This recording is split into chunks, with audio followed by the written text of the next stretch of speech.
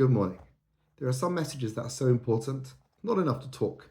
You've got to wear the right clothes, wear the pajamas. This is a pajamas message. This week's Torah portion contains such an incredible detail. It's the secret to living a happy life. So after 9 plagues, Pharaoh's country, Egypt, had been decimated, been destroyed. Pharaoh and his people had seen the power of God. The Israelites, our ancient ancestors, were no longer slaves. They were stuck in Egypt, but they weren't slaves. Moshe warns him, one final plague. At about midnight, all the firstborn are going to die. Pharaoh was a firstborn. What would you do if you were Pharaoh? You'd see 9 plagues come. You were in no doubt that Moshe wasn't joking. You know that he had God on his side. And you're a firstborn. What do? Well, if you're Pharaoh, you go to sleep. Gets into his pajamas. And a few hours later, he hears the most terrifying screams. Everyone's freaking out. He gets up in the middle of the night and he's running around Egypt, searching for Moshe and his brother Aaron. Get those Jews out of my country. He did what? He's a firstborn. He was in no doubt that Moshe wasn't joking. And somehow he went to bed, got into his pajamas, and got up in the middle of the night. How would you possibly think you could go to sleep?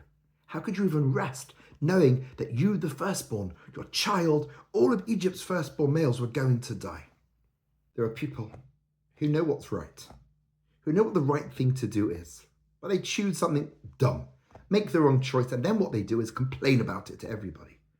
You arrive late at a party and all the food is gone, and then you complain there wasn't enough food. You arrive late somewhere else and all the chairs have gone. You arrive late and you miss something. You don't pack the right things for school and then you get told off. You decide to leave too late and you miss your plane. Whatever it might be, whatever example fits for you. Like Pharaoh in this week's Torah story, sometimes we are the source of our own misery. And we have to own up.